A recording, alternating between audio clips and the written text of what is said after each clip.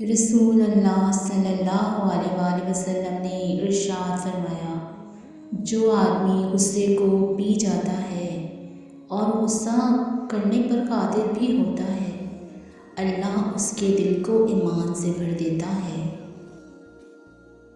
لوگوں نے کچھ دیا تو سنایا بھی بہت کچھ۔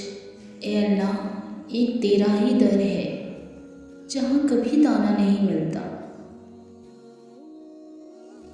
رسول اللہ صلی اللہ تعالیٰ علیہ وآلہ وسلم نے ارشاد فرمایا، جو مسلمان مجھ پر درود پڑھتا ہے اس کے لیے فرشتے استغفار کرتے ہیں۔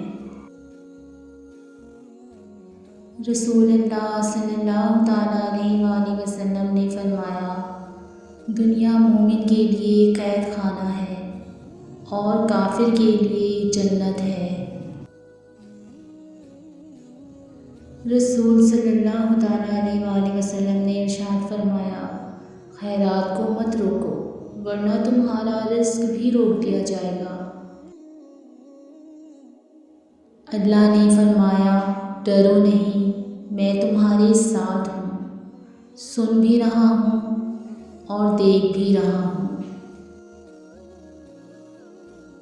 رسول اللہ صلی اللہ تعالیٰ علیہ وآلہ وسلم نے ارشاد فرمایا، جنت میں نہ کوئی مکار آدمی داخل ہوگا، نہ بخیل اور نہ لوگوں پر احسان جتانے والا۔ قدرت اتنی پرفیکٹ ہے کہ آپ کے ہر عمل کا بدلہ ضرور لوٹاتی ہے۔ سکون فراہم کیجیے، یہ لوٹ کر آپ کے پاس آ جائے گا۔ کسی کی آنکھ میں آنسوؤں کا سبب ہے تو بھی انتظار کیجیے۔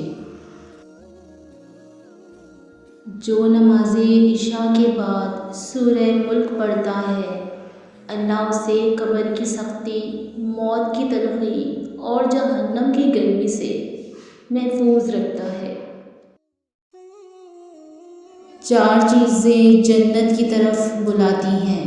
نمبر 1، صدقہ کو چھپا کر دینا۔ نمبر 2، مصیبت کو چھپانا۔ نمبر 3، والدین کے ساتھ نیکی کرنا۔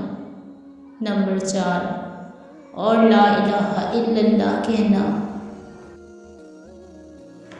جب مسئلے نہ ختم ہوتے ہوں اور نہ ہی حل ہونے کا نام لیتے ہوں، استغفار اور درود پاک کو تھام لیں، اللہ ہر چیز سے نوازتا جائے گا۔ انسان جتنا بھی گناہ گار ہو، اللہ پاک اس کے لیے دعا کا راستہ اور رزق کا دروازہ کبھی بند نہیں کرتا۔ جب تمہیں لگے کہ تمہارا کوئی نہیں ہے تو آسمان کی طرف دیکھنا، وہاں وہ ہے جو ہمیشہ سے تمہارا تھا اور ہمیشہ رہے گا۔ حضرت علی نے فرمایا، انسان کی ذہنیت بھی عجیب ہے، بیماری کے خوف سے کھانا تو چھوڑ سکتا ہے لیکن دوزخ کے خوف سے گناہ نہیں۔ آنسو کا ہر قطرہ دنیا کی ہر چیز سے زیادہ مہنگا ہے، لیکن کوئی اس کی قیمت اس وقت تک نہیں جان سکتا جب تک وہ اس کی اپنی آنکھ سے نہ نکلے۔ میں نکاح سے پہلے ہونے والی محبت کو بھی حرام نہیں مانتا۔ جانتے ہو کیوں؟ کیونکہ زلیخا کو نکاح سے پہلے ہی محبت ہوئی تھی اور حضرت خدیجہ کو بھی قبل از نکاح رسول خدا پسند آئے تھے۔ اب یہ تم پر ہے کہ تمہاری راہ کیسی ہے۔ زندگی میں آگے بڑھنا ہے تو بہرے ہو جاؤ، کیونکہ بعض لوگوں کی باتیں مایوسی میں اضافہ کر دیتی ہیں۔